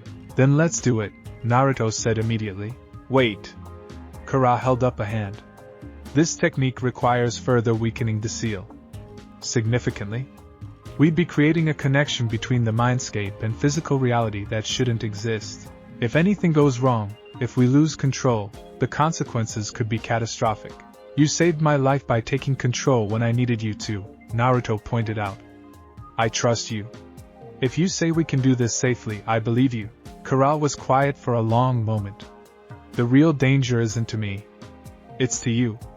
Creating this manifestation would tie our life forces together even more completely. My pain would be your pain. If I were injured while manifested, you'd feel it. And if someone managed to strike at me while I was in physical form, it could destabilize the seal entirely. Sounds like we'll just have to not let anyone strike at you, Naruto said with a grin. You're impossible. You like that about me. Kara couldn't help but smile back. Yes, she admitted. I do. So we're doing this? Naruto asked. We're doing this, Kara confirmed. But not tonight. You need to be at full strength, and we need to study the technique carefully. One wrong move and we could both end up dead or worse. What's worse than dead? Me breaking free and going on a rampage while you're trapped in your own mind, forced to watch as I destroy everything you love. Kara's expression was grim. That's the nightmare scenario. That's what Jiraiya fears. That won't happen, Naruto said with certainty. How can you be so sure? Because you love me too much to hurt me like that. The words were simple, almost casual, but they landed with the force of a jutsu. Kara froze, her eyes wide, her tails going still. What? She whispered. Naruto felt his face heat up, realizing what he'd said. I mean, that is, you care about me, right? So you wouldn't. Say it again, Kara interrupted, her voice intense. What you just said? You love me? Naruto's voice cracked slightly. Too much to hurt me? Do you really believe that? Kara asked. That I love you? Naruto thought about everything they'd shared. The conversations, the training, the way she'd protected him, the vulnerability she'd shown, the way his heart raced when he saw her, the way he felt incomplete when they weren't connected. Yeah, he said softly. I do. And I think I love you too. The confession hung between them, impossible and true. A human boy and a demon fox, bound by a seal and choice, admitting feelings that shouldn't exist. Kara's eyes filled with tears, the second time Naruto had seen her cry. I've existed for thousands of years, she said, her voice thick with emotion. I've witnessed empires rise and fall. I've known power beyond imagination. But never, have I felt anything like what I feel for you. Is that a yes? Naruto asked, hope and fear warring in his chest. Yes, you impossible, wonderful, infuriating boy. I love you. Kara pulled him into an embrace, her tails wrapping around them both. I love you more than freedom. More than power. More than anything.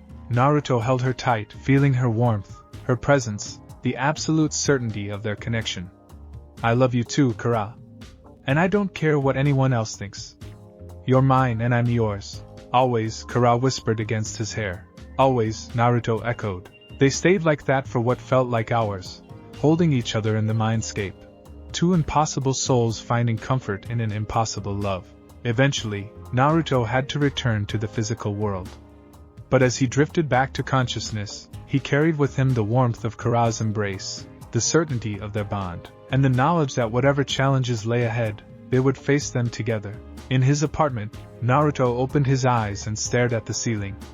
He could feel Kara in the back of his mind, a constant presence. Get some sleep, she murmured. Tomorrow, we start training for the manifestation technique. And Naruto? Yeah, thank you. For seeing me. For loving me. For giving me a reason to be more than a monster. Thank you for being there, Naruto thought back. For being my partner. My friend. Your everything? Kara supplied, her mental voice warm with affection. Yeah. My everything. As sleep claimed him, Naruto smiled. Let the village worry. Let Jiraiya be suspicious. Let Sakura think what she wanted. He had Kara, and Kara had him. And that was worth any price. In the seal, Kara watched over him as he slept, her ancient heart full of an emotion she thought lost to her forever. Hope. The morning sun had barely crested the horizon when Naruto arrived at Training Ground 44, the Forest of Death. The location was deliberate. Few people ventured here willingly, and the ambient danger would mask their chakra signatures from casual observers. Are you ready for this? Kara asked, her presence warm and steady in his mind. As ready as I'll ever be, Naruto thought back. Walk me through it again. He felt her mental equivalent of a deep breath. The technique is called Kage no Kitsune, Shadow of the Fox. It's older than the hidden villages, from a time when the line between spirit and flesh was more fluid. Essentially, we'll be creating a chakra construct that mirrors my consciousness, anchored to you but independent enough to act separately. Naruto settled into a meditative position on a large boulder. And the risks? Severe chakra drain for both of us. Physical pain as the seal stretches to accommodate the manifestation. And if we lose synchronization while I'm manifested, the backlash could damage your chakra network permanently. Or worse, create an opening for me to actually break free. But you won't, Naruto said with certainty. No, Kara agreed softly. I won't. But the possibility existing at all is what makes this dangerous. Then let's make sure we stay synchronized. Naruto closed his eyes. I'm ready when you are. He felt himself sinking into the mindscape, the transition smoother than ever before. The space around him solidified, Kura's chamber, now more elaborate than ever. The weakened seal barrier glowed softly, and Kura stood on the other side, already beginning to glow with gathered chakra. The first step, she explained, her voice echoing strangely, is to establish a tether. A connection strong enough to anchor me to the physical world but flexible enough to allow independent action. She extended her hand, and Naruto mirrored the gesture. When their palms met through the gaps in the barrier, red gold chakra exploded outward, forming chains of pure energy that wrapped around both of them. These chains will be visible when I manifest, Kura continued. They'll show everyone exactly what I am, a part of you, tethered to you. There's no hiding what we are with this technique.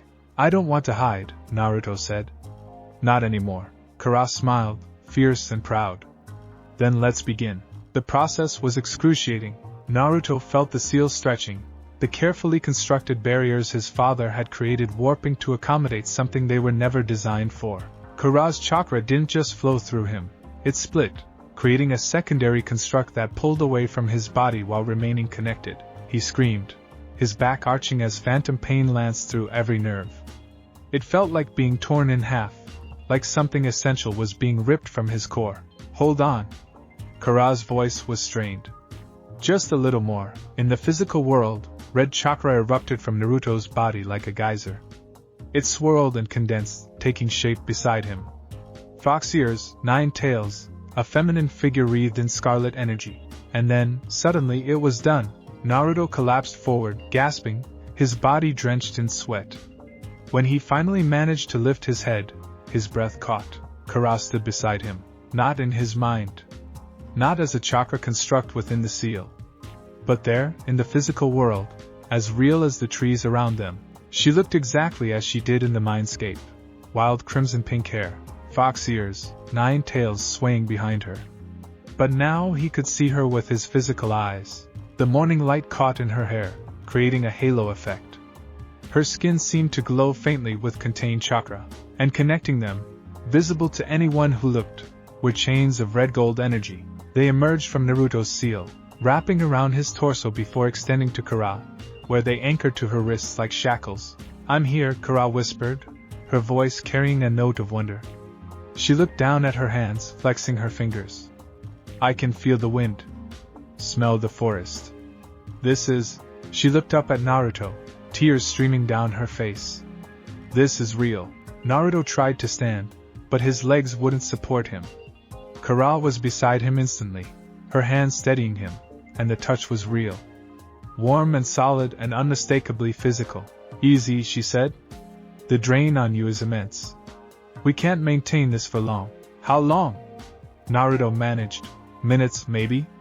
We'll build up duration with practice. She helped him sit back against the boulder. But Naruto, we did it. Against all odds, against everything that should be possible, we did it. He laughed weakly. Yeah. We did. Then his expression turned serious. Try moving. Test your range. Kura walked away from him, and the chakra chains extended, allowing her about 15 feet of movement before the pull became uncomfortable. She experimented with the boundaries, testing how far she could go, how much independence she had. It's strange, she said. I'm me, completely myself. But I can feel you in the back of my awareness. Your emotions, your physical state. We're connected in ways that go beyond the chains. Can you? Naruto gestured vaguely. Kura grinned and formed a hand seal. A small fireball materialized above her palm, weak by her standards, but proof that she could use techniques while manifested. Combat capability is limited, she assessed. Maybe 10% of my sealed strength, and that's draining you rapidly. But it's something. She returned to his side, kneeling so they were at eye level.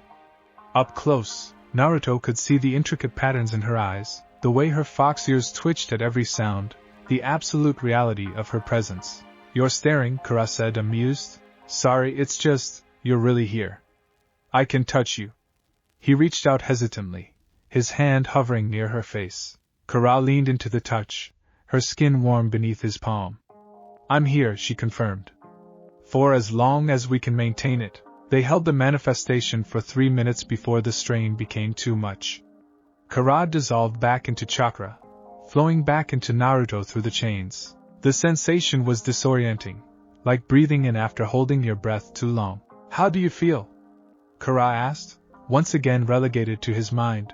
Naruto slumped against the boulder, exhausted but elated. Like I just ran a marathon while juggling. But it was worth it. Did it feel how you hoped? Better, Kara said, and he felt her emotions, joy, gratitude, wonder. For 3 minutes, I wasn't trapped. I was free. Limited, tethered, but free in a way I haven't been for 16 years. Then we'll practice until we can do it longer. Until you can be out here with me whenever you want. That's a beautiful dream, Kara said softly. But be realistic, Naruto. This technique is experimental, dangerous, and will draw attention we may not be ready for. So we get ready, Naruto said stubbornly. Together, over the next 2 weeks, they trained in secret every morning. Each session, they managed to extend Kara's manifestation time, 5 minutes, then 10, then 15. The chakra drain decreased as their synchronization improved, and Kara's combat capability while manifested grew stronger. But they weren't the only ones noticing changes. Kakashi cornered Naruto after team training one afternoon, his visible eye serious. You're hiding something. What makes you say that?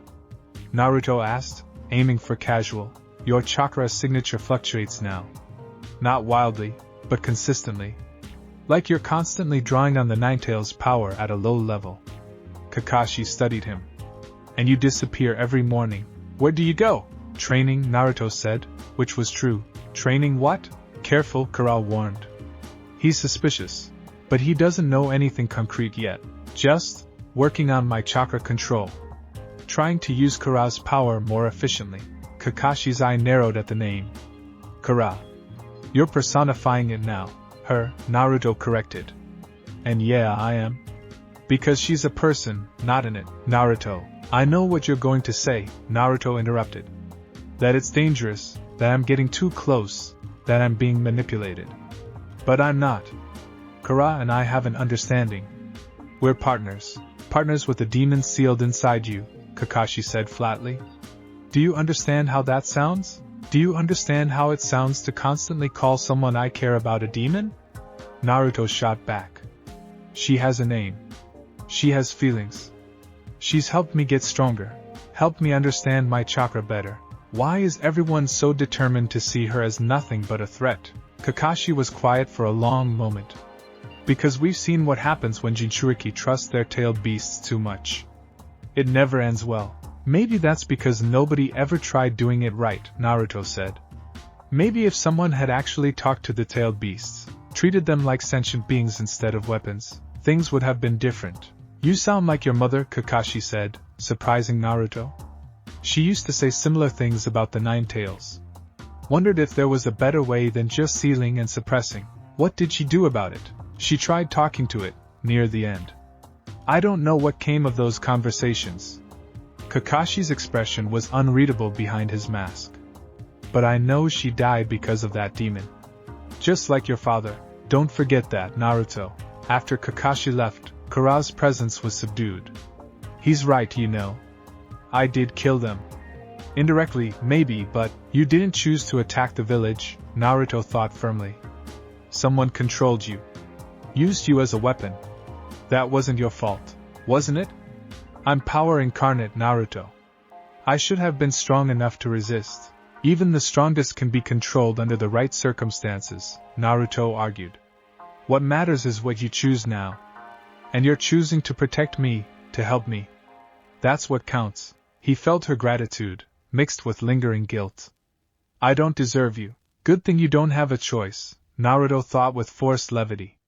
You're stuck with me. Forever, Kara agreed, and the warmth in her mental voice made his heart skip. That night, unable to sleep, Naruto visited the mindscape. He found Kara in her chamber, surrounded by floating scrolls of light, visualizations of techniques and knowledge from her vast memory. Can't sleep? She asked without looking up. Too much on my mind. Naruto settled beside her, studying the scrolls. What are you working on? Research. There are techniques I remember from before the villages, from the time of the Sage of Six Paths, ways of using chakra that modern shinobi have forgotten or never learned. She gestured, and one scroll expanded. This one, for instance, a method of creating perfect clones. Not shadow clones that disperse when hit, but solid constructs that can take real damage. That sounds useful. It's also incredibly chakra intensive. But with my reserves backing you. She smiled. We could manage it. Teach me, Naruto said immediately. Over the next hours, time moved differently in the mindscape. Kara shared her knowledge. She taught him about the true nature of chakra, about how it was more than just the combination of physical and spiritual energy. She showed him techniques for sensing opponents' emotions through their chakra, for masking his own presence, for manipulating natural energy in ways that predated senjutsu. The Sage of Six Paths created us, Kara explained as they took a break, not as weapons, but as guardians. Each of us embodies an aspect of natural chakra. I represent Yang, life force, vitality, the will to exist. My siblings each have their own natures. What happened? Naruto asked. Why did you all become what you are now? Kara was quiet for a moment. The sage died. His sons fought over his legacy. And they saw us not as beings with our own will, but as power to be claimed. They tried to control us, seal us, use us in their war. We fought back. They called us monsters. And eventually, she gestured to the seal around them. Eventually, they won. We were all sealed away, one by one, into human hosts who saw us only as weapons. Until now, Naruto said. Until us, Kara agreed. She turned to him, her expression vulnerable. Do you ever wonder what it would have been like? If we'd met under different circumstances? If I wasn't sealed inside you? Sometimes, Naruto admitted. But then I think, maybe this is how we were meant to meet. Maybe the seal brought us together because we needed each other. That's very philosophical for you. Hey, I can be deep, Naruto protested. Kara laughed, and the sound filled the chamber with warmth. Yes, you can. It's one of the many things I love about you. The casual mention of love still sent Naruto's heart racing. They'd confess their feelings, but hearing her say it so naturally, so easily. I love you too, he said. In case you forgot, I could never forget. Kara moved closer, her tails wrapping around them both. You made me believe in something I thought was lost forever. The possibility of connection. Of being seen as more than a monster. You are more, Naruto insisted. You're brilliant and powerful and funny and caring, and Kara silenced him by pressing a finger to his lips. And you're biased. Doesn't make it less true. They sat in comfortable silence, wrapped in each other's presence. It was Kara who eventually broke it. Naruto, there's something else I need to teach you. Something important. Her expression turned serious. Akatsuki is coming. Not today, maybe not tomorrow, but soon. They're systematically hunting Jinchuriki, and you're one of their primary targets. I know, Naruto said. I'm ready to fight them. Are you ready to kill? Kara asked bluntly. Because that's what it will take. Akatsuki members are all S-rank criminals. They won't stop unless you stop them permanently. Naruto hesitated. He'd fought many opponents, but he never actually killed anyone. The thought of taking a life, even an enemy's life. I can see you struggling with this, Kara said gently. Your compassion is admirable, Naruto. It's one of the things that makes you you. But compassion without strength is just weakness that gets you and everyone you care about killed. There has to be another way. Sometimes there isn't. Kara's voice was firm. I've lived for millennia. I've seen countless battles, endless wars. Sometimes, the only way to protect what you love is to destroy what threatens it. You need to accept that. I don't want to become someone who kills easily, Naruto said quietly, and you won't. That's not who you are. Kara cupped his face with both hands. But you need to be able to do what's necessary when the time comes. I can't protect you from everything, Naruto. You need to be able to protect yourself. He nodded slowly. Okay. Teach me what I need to know. Over the following hours, Kara taught him techniques she'd never shown him before. Lethal applications of chakra manipulation. Ways to disrupt an opponent's chakra flow fatally. How to enhance his physical attacks to deal critical damage. It was grim knowledge, but necessary. And through it all, Kurama was patient, thorough, making sure he understood not just the how, but the when and why. "Promise me something," Naruto said as their training session ended. "Promise you'll always tell me when I'm going too far. When I'm losing myself to the violence." "I promise," Kurama said. "And you promise me you'll survive. That you'll do whatever it takes to come back to me." "I promise." They sealed the vow with an embrace, and Naruto felt their chakras resonating, intertwining, becoming more inseparable than ever. The warning came 3 days later. Naruto was walking through the village market when he felt it, a foreign chakra signature, powerful and malevolent, at the village gates. His senses, enhanced by Kurama's constant presence, picked up on it before most of the village ninja did. "Akatsuki," Kurama confirmed, her presence sharpening to battle readiness. "2 of them. I recognize one signature, Itachi Uchiha." Naruto's blood ran cold. Sasuke's brother. The man who had slaughtered the entire Uchiha clan. And the other? Kisame Hashigaki, wielder of Samahata, one of the 7 swordsmen of the mist. Both are extremely dangerous. Alarms began blaring throughout the village. Ninja appeared on rooftops, moving toward the gates. Naruto followed, his mind racing. "This is it," Kurama said.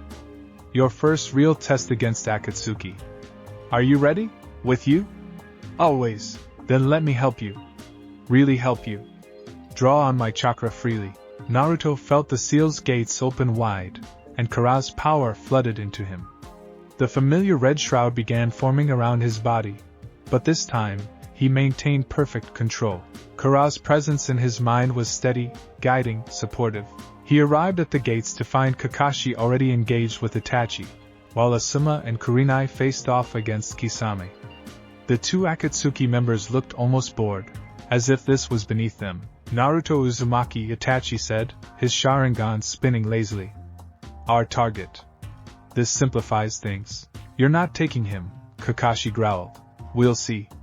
Itachi's gaze shifted to Naruto, and suddenly Naruto felt pressure, crushing, overwhelming pressure, as the Uchiha's genjutsu slammed into him. But Kurama was there, her consciousness wrapping around his like a shield. "I've got you. His genjutsu can't affect you while I'm protecting your mind." The illusion shattered. Itachi's eyes widened fractionally. The closest thing to surprise Naruto had ever seen from him. "Interesting," Itachi murmured. "The Ninetales is actively assisting you." "How unusual." "Now," Kurama urged, "while they're off balance, show them what we can do together." Naruto formed the seals for Shadow Clone Jutsu, but this time, with Kurama's chakra backing him, he created thousands. They filled the street, covering the rooftops, an army of orange and red. Kisame laughed, a booming sound. "Now this is more like it. Show me what the Ninetales Jinchuriki can do." The battle erupted. Naruto's clones attacked in coordinated waves, their movements guided by Kurama's tactical knowledge. She could process combat information faster than any human, could predict patterns and probabilities with centuries of experience. "Left," she called, and Naruto dodged a water jutsu from Kisame. 3 clones behind Itachi. "Feint right, strike left." "Kisame is preparing Samahata. Don't let it touch you, it eats chakra."